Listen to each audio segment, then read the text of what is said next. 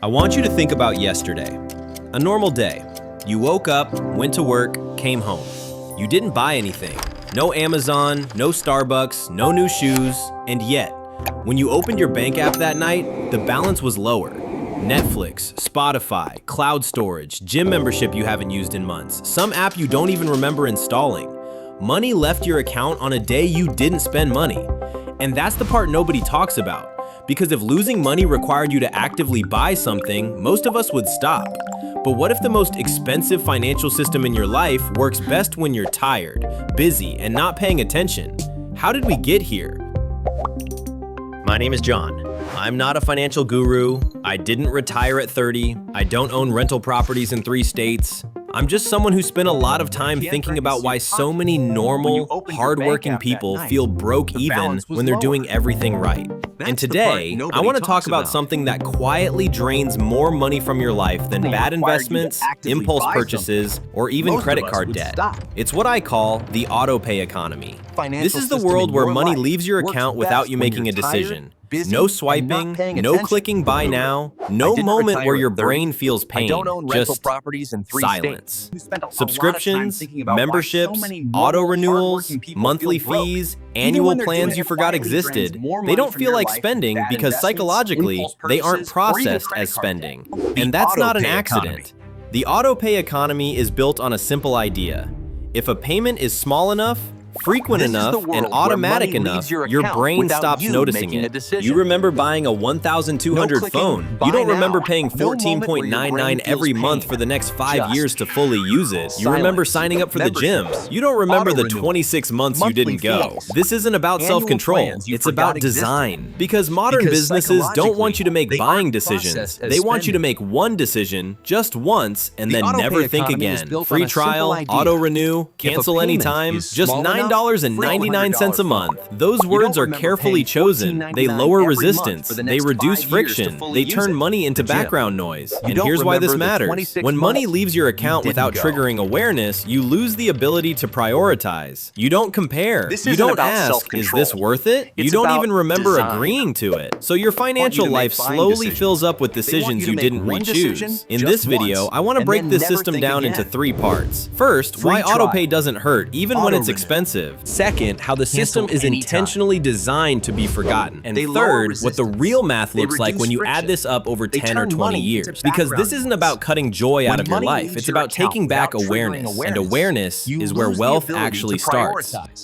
You don't ask. Here's something strange about the human brain. It's very good at remembering pain, but only when the pain is loud. If you lose 2,000 in one day, you feel it in your chest. You replay it in your head. You tell people about it. But if you lose 20 today, 15 next week, $9.99 tomorrow, and $12.99 every month after that, your brain barely notices. Not because you're careless, but because your brain was never designed to track small, recurring losses. Think about how spending used to work. You handed over cash, you saw the money leave your wallet. There was friction, there was a pause. Today, money disappears silently in the background while you're answering emails, commuting, or brushing your teeth. And the brain treats those 2 experiences very differently. A large one-time expense triggers pain receptors. A small automatic expense triggers nothing. That's why $1,200 for a phone feels expensive, but $19.99 a month for 5 years doesn't. Even though the second one often costs more. Your brain doesn't add things up over time unless you force it to. It reacts to moments, not totals. This is why subscriptions feel harmless. They don't ask for attention. They don't interrupt your day. They don't make you stop and choose again. They just keep going. Have you ever looked at your bank statement and thought, I don't remember agreeing to half of this? That's not forgetfulness. That's cognitive overload. You're managing work, family, health, messages, notifications, deadlines. And somewhere in the background, a dozen companies are charging you for convenience, entertainment, storage, productivity, and peace of mind. Each one feels small. Each one feels reasonable. Each one feels justified on its own. But together they form a second rent payment you never consciously approved. And here's the most important part. This system doesn't rely on you being bad with money. It relies on you being human. Tired people don't review statements. Busy people don't audit subscriptions. Stressed people avoid small decisions because small decisions still cost energy. So the money keeps leaving. Not because you said yes again, but because you never said no. They just And keep once going. spending no longer I don't hurts, remember it no agreeing to longer half of feels this. like spending, That's not which is exactly where the That's real problem cognitive begins. overload. Now, here's the uncomfortable truth. Subscriptions don't survive because people love them. They survive because people forget them. And that forgetting is not accidental. Modern companies spend millions of dollars optimizing one thing: how to make money. Leave your account with the least amount of attention possible. Think about how easy it is to sign up. 2 clicks, no password confirmation, no friction. Start your free trial. But canceling? That's different. Suddenly, you need to log in, then verify your email, then click Manage Plan, then scroll, then answer a survey, then confirm again. Every extra step isn't there by accident. It's there because friction works. This is called a dark pattern, a design choice that benefits the company by exhausting the user. And exhaustion is incredibly profitable. Free trials are another perfect example. When you start a free trial, your brain treats it as not real money. You're not buying anything. You're just trying. But the moment you enter your card, the outcome is already decided. Because most people don't cancel free trials. Not because they want to keep the product, but because life happens. Work gets busy, kids get sick, you forget the reminder you meant to set. So the trial quietly becomes a subscription, and the subscription quietly becomes permanent. Then there are bundles: music plus podcasts, video plus shipping, storage plus pro features. You're not paying for one thing anymore. You're paying for a package. And packages are hard to evaluate. You don't ask, is this worth $14.99? You ask, what am I even canceling? That confusion is valuable. Another trick is gradual price increases. The price doesn't double. It goes from $9.99 to $10.99 to $12.99. Each increase is small enough not to trigger outrage. But over time, you're paying $340 more for the same thing. And you barely notice, because once something is on autopay, your brain treats it as fixed. Like gravity, like rent, like taxes, you stop questioning it. The goal of this system is simple: turn active spending into background noise. Because when spending disappears into the background, so does resistance. And here's the part that really matters. This system doesn't care if you're wealthy or struggling. It charges everyone the same. But the damage isn't the same. For someone living close to the edge, one forgotten subscription can trigger overdraft fees, late payments, and interest. The system keeps getting paid either way, which brings us to the part nobody likes to do: actually adding it up.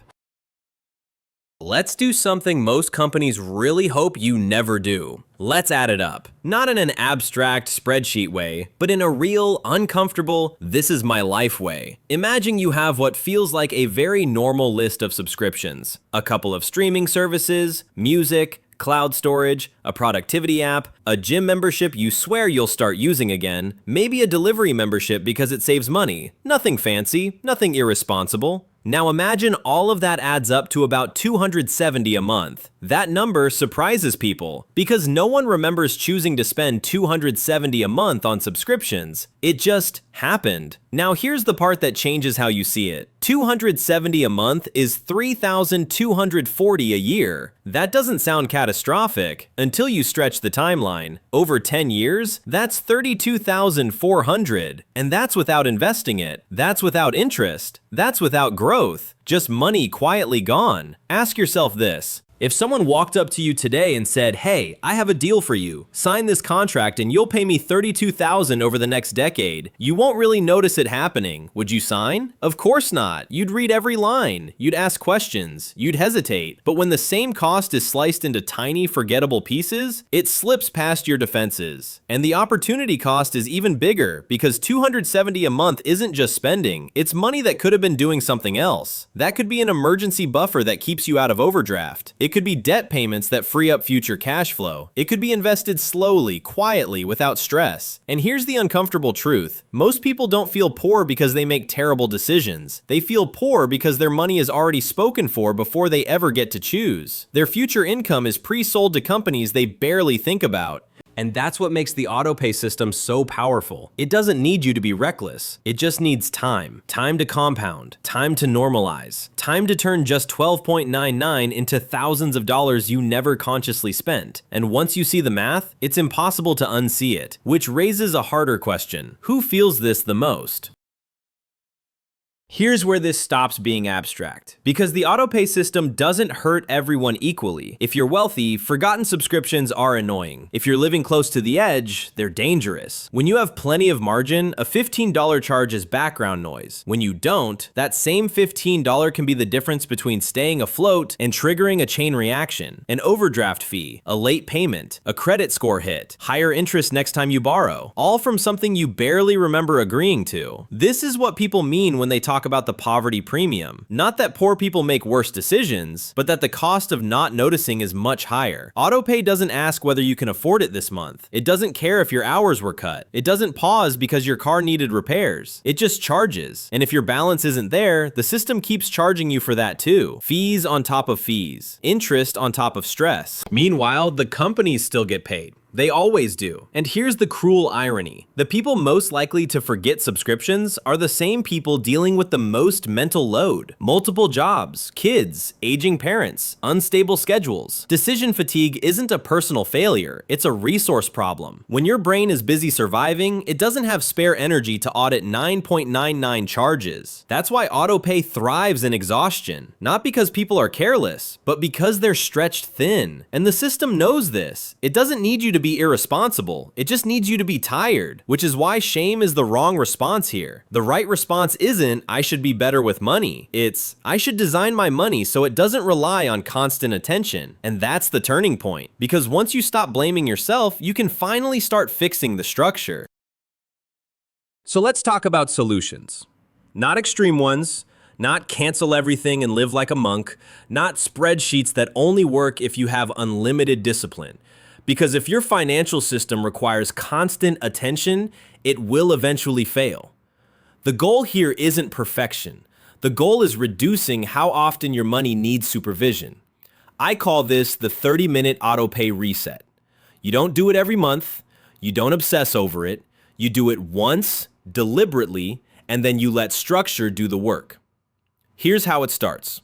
First, you make one list. Not a budget, not categories, just a simple list of every recurring charge that hits your account.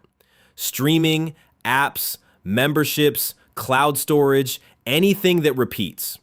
Most people are shocked at this step alone. Not because the items are outrageous, but because they didn't realize how many there were. Next, you divide that list into 3 groups. Group 1, essential. These are things that would genuinely damage your quality of life if removed. Not mildly annoy you, actually hurt. Group 2, seasonal. Things you only truly use during certain parts of the year. Streaming during winter, fitness apps during training cycles, software for specific projects. These don't need to be permanent, they just need reminders. Group 3, junk. And junk doesn't mean stupid or embarrassing, it just means not worth the money right now. Things you don't miss when you forget about them. Things you wouldn't resubscribe to today. That's it. No guilt, no moral judgment, just clarity. Now comes the structural part. For essential subscriptions, consider annual plans, but only after this reset. Not because they're cheaper, but because they reduce decision fatigue. For seasonal ones, turn off autopay and set calendar reminders. Let the subscription expire on purpose. If you really miss it, you can always restart it. For junk, you cancel it. Not forever. Just for now. And here's the most powerful move most people never use. Create a subscription-only payment method. A separate card, a virtual card, something with a clear boundary. That way, subscriptions can't silently drain the same account that pays your rent or groceries. When the subscription card gets full, the system stops. Not you, the system. That's the key idea here. You're not trying to become more disciplined. You're trying to become less exposed. Because discipline gets tired, structure doesn't. And once this is in place, something interesting happens. You stop feeling deprived. You stop feeling anxious. Because instead of constantly reacting to money leaving your life, you've decided calmly and deliberately what stays. That's not being cheap. That's being intentional. And intention is what the autopay economy quietly takes away from you.